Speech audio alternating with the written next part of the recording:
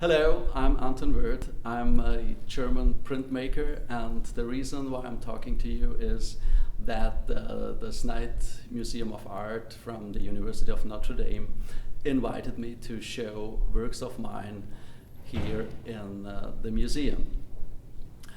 As I said, I'm a printmaker, and within making prints, I'm specialized in engraving.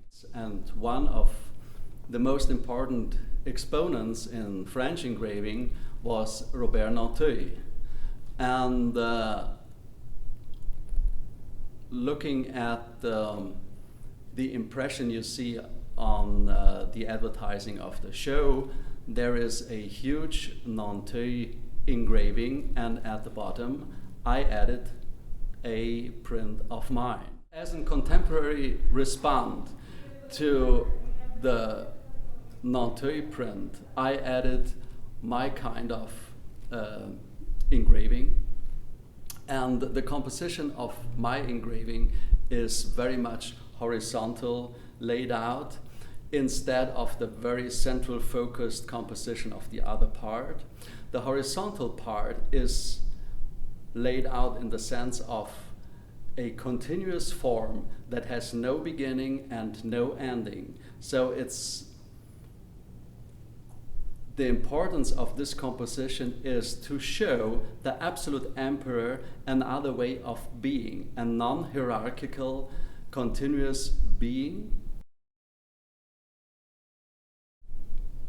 Just talking about the technique of engraving and how difficult it is, I would like to mention again Robert Nanteuil, which I'm very focused on, because his ability of cross-hatching and his ability to modify the line is unique in the whole world of engraving. Robert Nanteuil is famous for his portrait prints, and here in the Snite Museum's collection they have several of his portraits, and I would like to invite you to have a closer look on his prints, just to experience and to explore the very special appearance of an engraved line, and to experience the difference between an engraved line and an etched line or a drawn line. I just would like to remind you maybe to an etching of Rembrandt, who is more or less a contemporary of Robert Nanteuil, and his etchings.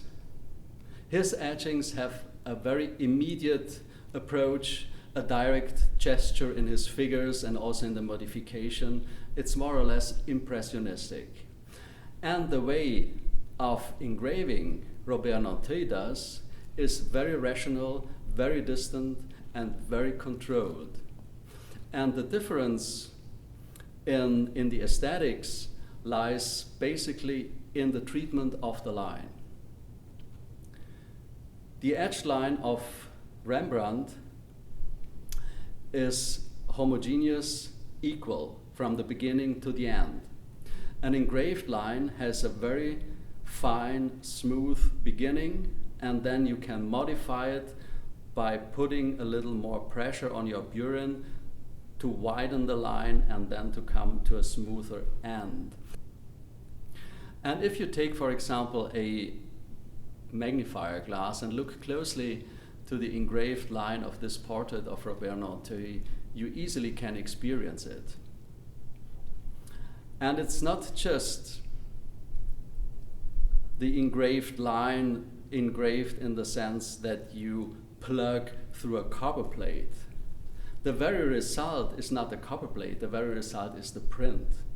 And so the difficulty not only lies in the technique and the craft to make an engraved line in the copper, but it's also the great craftsmanship of the printer to bring this engraved line out of the copper onto the paper and to the very end of the result that we call engraving. So, and at the end I would like also to invite you to look closer to the Nanteuil print in comparison to another kind of line which you see next here in the gallery. It's the woodcut line of Albrecht Dürer, close to it. It has totally another experience because